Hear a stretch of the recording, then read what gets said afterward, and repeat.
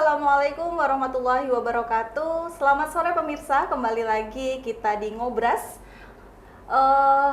Pada sore hari ini kita akan membahas tentang apa yang sedang dilakukan oleh pemirsa semua sebenarnya gitu. Sambil menemani pemirsa semua di sore ini yang pasti sedang mempersiapkan buka. Nah, kita akan membahas terkait dengan takjil. Nah, apa itu takjil, bagaimana, seperti apa, dan pasti kita tidak akan kita tidak akan terlepas dari namanya menu-menu takjil untuk berbuka puasa. Nah, bersama kita sudah hadir ya. Bersama kita pada sore hari ini ada Ibu Rinda. Halo Ibu Rinda. Halo Selamat Mbak sore. Vici, sore. Gimana nih, udah nyiapin takjil belum? Ya. Belum karena kesini. Jadi kalau para ibu-ibu biasanya nih ya, seringkali yang terjadi itu adalah sudah memplanning itu dalam tempo waktu tertentu. Misalnya dalam seminggu ini mau apa, dalam sebulan ini apa, walaupun banyak juga yang dadakan gitu ya. Jadi ketika jalan-jalan mana yang menarik itu yang kemudian dibeli. Gitu. Sebenarnya penting nggak sih ngelis dulu atau memperkirakan menu-menu kayak gitu? Apa yang harus dipertimbangkan gitu? Karena pasti itu menjadi kehebohan terutama ibu-ibu dan kaum perempuan gitu. Betul kan yang banget, paling utama ya. gitu. Ya, jadi sebenarnya kalau untuk takjil sendiri itu sebenarnya kan utamanya itu kita biar berbuka itu secepat mungkin, karena kan sunahnya begitu ya. Jadi kita berbuka dengan segera mungkin gitu ya. Dan dulu itu kan kenapa ada takjil itu karena kemungkinan untuk makan yang makanan besar itu kan memerlukan waktu takes time, dan orang habis perutnya kosong tiba-tiba makan makanan yang berat itu kan takut mempengaruhi kesehatan lambungnya dan sebagainya gitu ya. Sehingga caranya adalah dengan ya pakai grafik gitu ya, sedikit-sedikit dulu nanti terus makan yang berat seperti itu. Tapi semakin kesini takjil ini kita bisa melihat dari fenomena yang menarik juga, karena ini kemudian menjadi sebuah peluang bisnis yang sangat luar biasa banget ya. Peluang bisnis yang sangat luar biasa banget, dan sekarang ini orang menawarkan takjil itu bukan cuma mungkin kita sering ya lihat di pinggir jalan tuh banyak banget, warna-warni, manis, menarik banget. Kemudian di toko-toko kue misalnya, atau di pusat jajanan kuliner itu sudah biasa. Tapi sekarang juga banyak banget yang menawarkan lewat online ya. Jadi misalnya nih di kompleks perumahan, ibu-ibunya banyak yang bekerja, ada juga ibu-ibu yang tidak bekerja di sektor publik ya, mereka bekerja di sektor domestik.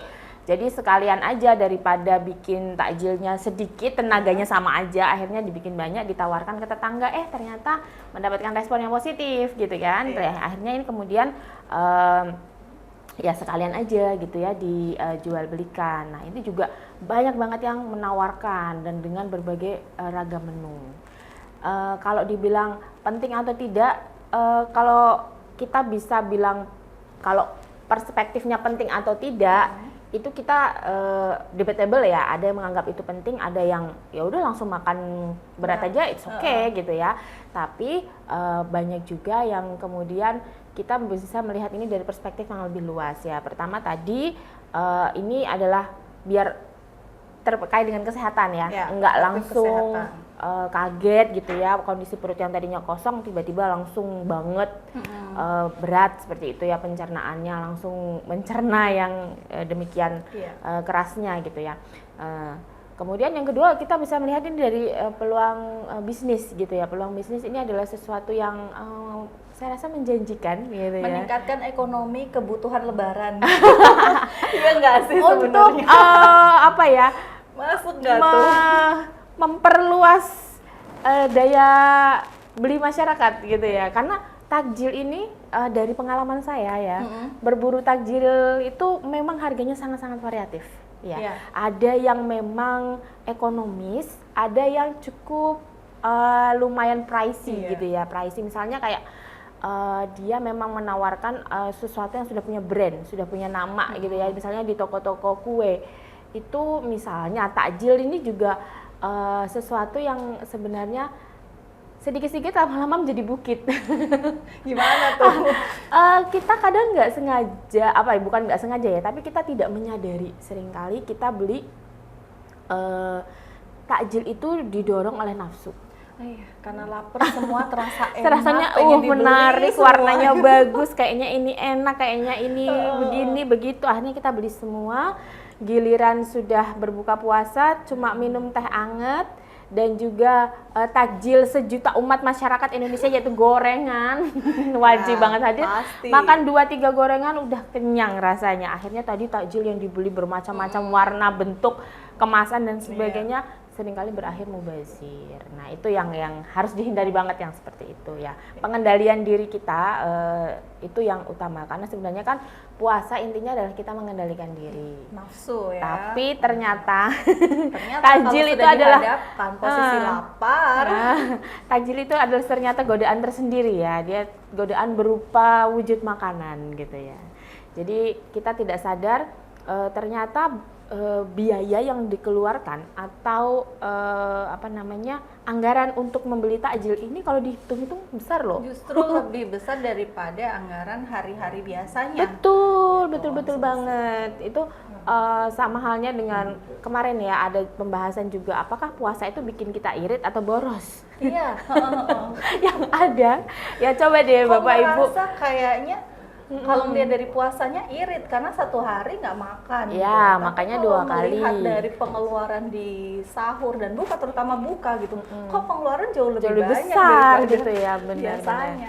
Ya, karena memang pada dasarnya kalau kita lihat dari perspektif psikologis nih ya, ada semacam kompensasi yang diinginkan ketika orang itu sudah mengalami suatu penderitaan gitu ya, atau sesuatu yang menurut dia itu adalah cukup sulit. Jadi orang ingin convert itu dengan sesuatu yang membuat mereka bahagia, menyenangkan. Salah satunya adalah dengan makanan.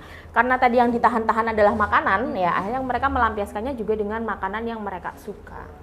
Mereka suka, kemudian kelihatannya ini menarik dan sebagainya gitu. Akhirnya mereka membeli. Ya, kita beli dengan harga yang mungkin ini cuma 3.000, ini cuma 2.000 ping gitu ya.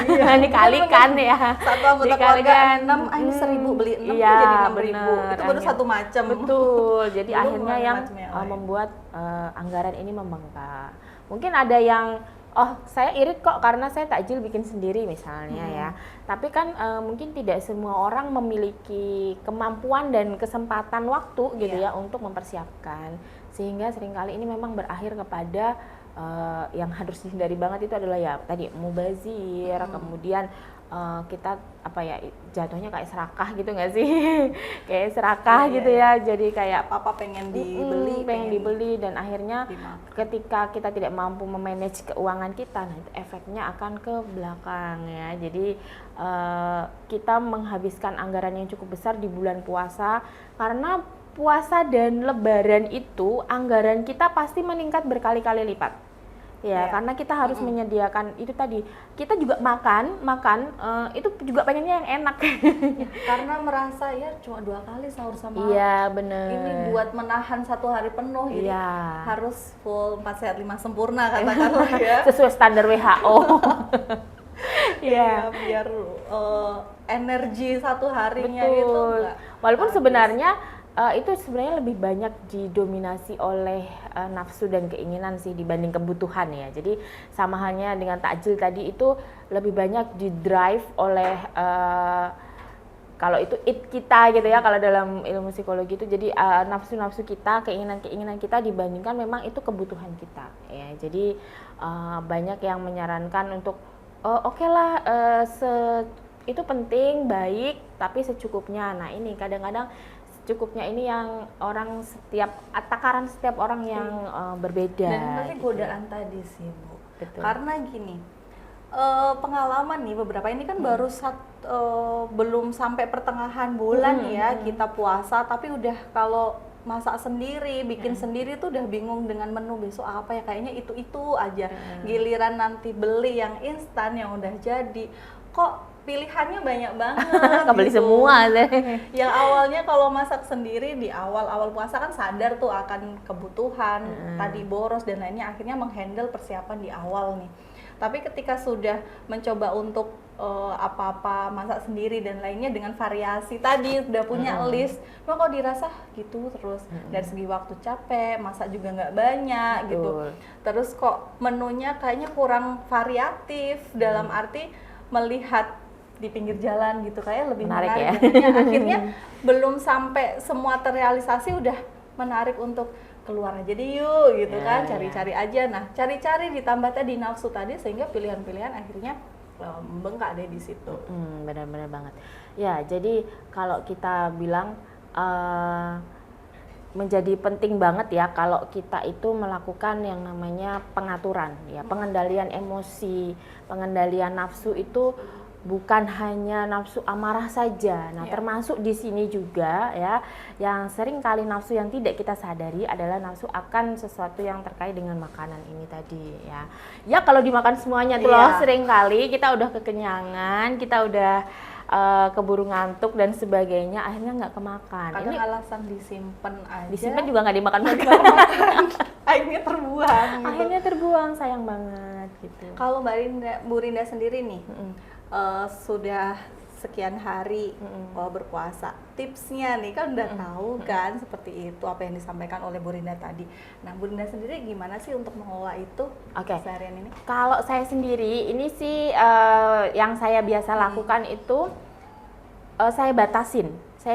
Jadi untuk takjil itu kadang orang kalau udah makan yang asin pengennya yang manis gitu kan, manis yang pedas gitu. Jadi saya wakilin satu-satu. Jadi saya kontrol agar dalam satu kali takjil itu tidak ada menu yang double. Misalnya asin dengan asin kayak gitu enggak. Jadi asin manis, mungkin yang satunya pedas. Udah, itu aja. Berarti asin satu jenis, misalnya gorengannya mendoan ya mendoan aja, jangan belinya mendoan, bikin risol, bikin bakwan. Nah, itu nanti pas endingnya nggak kemakan takutnya ya. Jadi saya ngakalinnya gitu ya dengan satu-satu. Jadi kalau misalnya masih ada kepengenan ya itu nanti buat menu besoknya lagi seperti itu. Jadi itu juga untuk mengontrol pengeluaran gitu ya, dan juga terhindar dari tadi mubazir. Dan selama ini alhamdulillahnya itu yang kalau yang di tahun-tahun sebelumnya itu saya masih yang tidak terlalu mempedulikan ya, tidak terlalu peduli, dan tahu-tahu kok baru tanggal sekian nih ini uangnya udah nggak ada ya. Aduh, jatah belanjanya kok sudah tinggal sekian persen gitu udah ya. Kapan beli baju? Nah itu, yang baju, yang sepatu, yang jilbab, yang ini, yang ono ya, akhirnya banyak sekali ya. Nah itu, jadi kemudian saya ngakalinnya itu seperti itu, gimana ya caranya biar maksimal itu ya tetap ada, tetap menyediakan, tetapi satu-satu aja. Misalnya kalau dulu disunahkan oleh Nabi itu kan kurma aja ya. Tapi orang Indonesia itu kalau nggak makan gorengan itu selasa ada yang kurang dan dalam hidupnya. Es gitu, dan gitu es ya. dan segala kolak dan sebagainya itu kayaknya kan menggoda sekali semuanya. Jadi tuh saya ini combine-kan itu pokoknya satu macam itu satu aja. Gitu, tidak boleh ada protes gitu ya. Kalau misalnya ada protes dari anggota keluarga, dari keluarga itu ya, anak suami gitu, pengen ini pengen itu, saya bilang besok lagi, ya besok lagi seperti itu. Nggak boleh seperti itu, nanti kita akan takut kolaps sendiri ya dengan keuangan. Jadi memang harus tahan-tahan dengan berbagai godaan. Misalnya dari perjalanan nih, dari kampus gitu ya, ke rumah, itu melewati beberapa titik. Banyak banget. Melewati Gak beberapa bisa titik kayaknya. ya, beberapa titik orang yang berjualan dengan banyak sekali ya gitu ya. Kadang-kadang kalau misalnya pas hari hujan juga kadang merasa kasihan ya dengan penjualnya, karena kan otomatis mempengaruhi ini ya, penjualan mereka seperti itu ya. Jadi ada diniatkan untuk membantu mereka, membantu perekonomian membantu untuk meningkatkan usaha mereka. Kita membeli gitu ya, kita membeli produk yang lokal gitu istilahnya ya.